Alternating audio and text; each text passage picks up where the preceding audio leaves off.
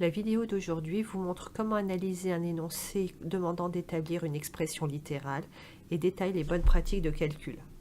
Il faut commencer par identifier la consigne, ici montrée que, et regarder la relation que l'on nous demande d'établir. On commence par s'assurer que l'on a bien compris la signification de chaque terme. VV désigne ici la vitesse du véhicule et l'on peut remarquer que le véhicule correspond à la source du signal sonore. V-son est la célérité des ondes sonores dans l'air, on remarque que sa valeur est donnée. V-son intervient également dans les deux relations fournies. Lors de l'analyse de l'enregistrement du son du véhicule, F1 a été identifié comme étant la fréquence du son entendu par l'observateur lorsque la voiture se rapproche de lui. F1 est donc une fréquence reçue lorsque le véhicule est à l'approche. F2 a été la notation de la fréquence du son lorsque le véhicule s'éloigne de l'observateur. F2 est donc la fréquence reçue dans la deuxième expression Doppler. L'analyse se termine par l'écriture des deux expressions de l'effet Doppler à l'approche et à l'éloignement en utilisant les notations de l'énoncé. Maintenant, passons à l'étape de calcul littéral proprement dit.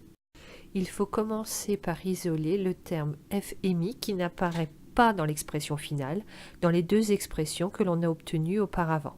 Pour que la fréquence émise n'intervienne plus dans une fraction, il faut d'abord commencer en multipliant membre à membre chacune des deux expressions par la fréquence qui intervient au dénominateur, f1 pour l'expression a et f2 pour l'expression e.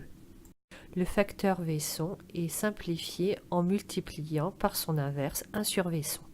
La fréquence émise intervient maintenant dans une somme. Pour n'avoir plus qu'un seul terme dans cette somme, la fréquence émise, on ajoute l'opposé. Moins F1 pour l'expression A et plus F2 pour l'expression E. Reste à régler le problème de signe de la fréquence émise dans l'expression A. On multiplie membre à membre par moins 1. Maintenant que nous disposons de deux expressions différentes pour la fréquence émise, il reste à les égaler.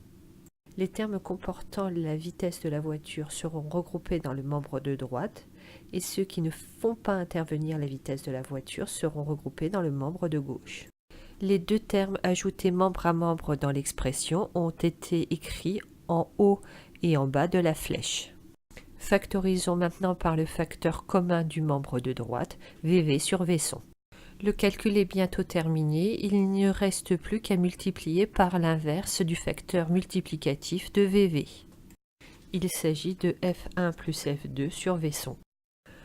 Dans la vidéo, je l'ai fait en deux étapes, mais vous pouvez le faire qu'en une seule. On obtient alors l'expression demandée dont on vérifie rapidement l'homogénéité et on l'encadre.